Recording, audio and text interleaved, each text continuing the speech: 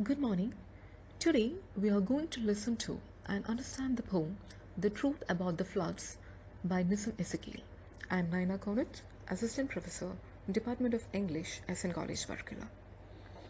A few words about the poet Nissim Ezekiel. He is often considered as the father of modern Indian English poetry. He was born into a Jewish family in Mumbai, India. And from a very early age itself, he was influenced by prominent poets like T.S. Eliot, Rilke, and W.B. Yeats. His writings include A Time to Change, published in the year 1951, The Third, 1959, The Unfinished Man, 1960, to name a few. His writings are characterized by very clear diction, it's conversational in tone, and often makes use of satiric tone. He successfully expressed profound truths in very simple words which even an ordinary reader can understand. The Truth About the Floods is actually a part of Semester 2 Gen English Environmental Studies paper under the University of Kerala. In this poem, he poignantly depicts the plights of ordinary people of Odisha affected by the super cyclone of 1999. Quoting the poem, for a visitor to the flood-affected areas of Balasore, Mayurbhanj and Cuttack in North Bihar, it is a job to get at the truth. In the poem, one notices that Ezekiel adopts the voice of a journalist who goes into poor urban town to interview their residents. But for any visitor to get any real information from the flood-affected areas is a monumental task in itself. Quote, meet any official, he will claim his district and subdivision or block is the worst hit and pass on a handout with statistics of relief work, unquote. Most of the officials you meet would claim that the area under his jurisdiction is the worst hit and would pass on a handout with statistics of relief work they all have done. This statistics we all know is an utter lie. Quote, the village of 9 miles from Balasore district, the granary of Orissa. Early morning, after 8 days of floods, paddy fields with knee-deep water, a villager speaks, I have 11 children, 2 I have left to the mercy of God, the rest are begging somewhere. The village of Mandaspur, which is 9 miles from Balasore, is considered as the granary of Orissa, and after the 8th day of the flood, their paddy fields are all knee-deep in water, ruined completely. A villager is helplessly pouring his heart out, how he lets his 2 children to the mercy of God, while his remaining children are begging somewhere to sustain their lives. Quote, I went to the village to find out the truth. All the houses were collapsed. Many were washed away. The men, women, children were silent. They gazed at the sky. I had walked 2 miles in muddy water to reach the village, but the villagers would not let me tell anything until I convinced them I wasn't a government official. He went further inside the village. All the houses have collapsed. Most of the houses have washed away. Men, women, and children were gazing at the sky, awaiting their bleak future in dead, eerie silence. The poet has reached the village, walking in the muddy water, but the villagers were stubborn. They refused to speak. Quoting the villagers would not tell anything until he convinced them he is not any public administrator. Quote, the floods were sudden. The entire village was asleep. We heard a roaring sound and were engulfed.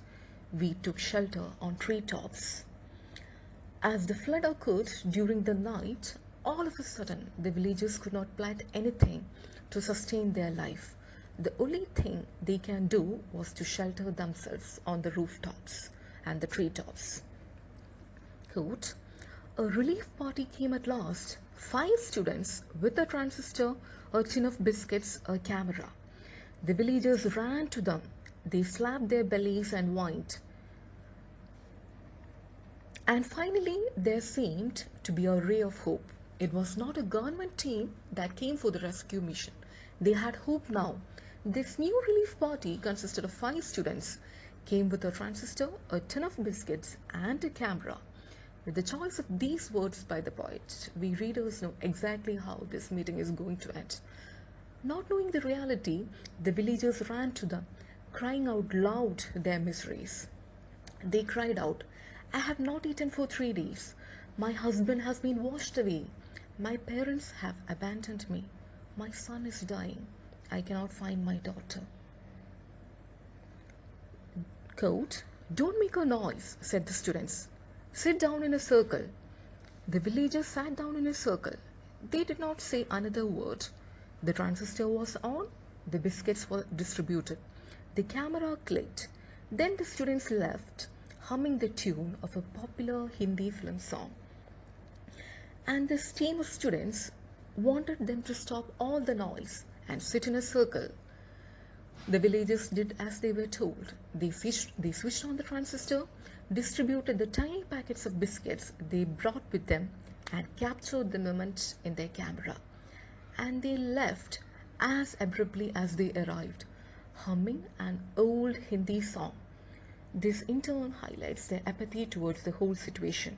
The only motive behind their arrival was to make use of the tragic situation for their own advantage. They can publicize the pictures taken to prove their humanitarian activities. Quote, "I moved on and arrived at a Solan tributary. The boatman wouldn't ferry me across till I told him I wasn't a government official. I arrived at Arda, but the villagers wouldn't talk to me till I told them I wasn't a government official. At Badapal, I heard the children wail with hunger. An atmosphere of despair pervaded the village. I asked the men to help me organize relief, but they turned their backs on me till I told them I wasn't a government official." Unquote. The poet moved on. He reached a tributary where the ferryman refused to take him, until of course he had to convince him he ain't a government official. The next 2 villages, Arda and Badapal, had the same stories to narrate. The apathy of officials, the hunger, the poverty, the loss, the death, the uncertainty of the living. The poet says an atmosphere of despair pervaded the village. The men refused to come forward to help until they were convinced that he was not even remotely associated with any government organization. The district authorities at Balasur admitted they had failed, but they claimed they could not have done better. Nature, they said, had conspired against them. "Write the truth," they said, "in your report," and so I did. Finally, it is the Balasur officials who admitted their defeat. Apparently, they were powerless before the ravages of the colossal forces of nature. The poet makes it very loud and clear how the government officials are not at all worried about the poor villagers who has lost everything in the flood. They prepared the report that their block and the division is the worst hit by incorporating statistics to prove the point. For the government officials, it is just another opportunity to loot the poor. Anyone who goes beyond the official version would be reminded by the officer to write the truth in your report, often in a tone of threat. The truth about the flood is that people suffer no matter what the governments claim. I'd like to end the session by quoting the eminent journalist P. Sainath, who, after visiting the drought-stricken villages in India, published his study using the title "Everybody Loves a Good Drought." Thank you.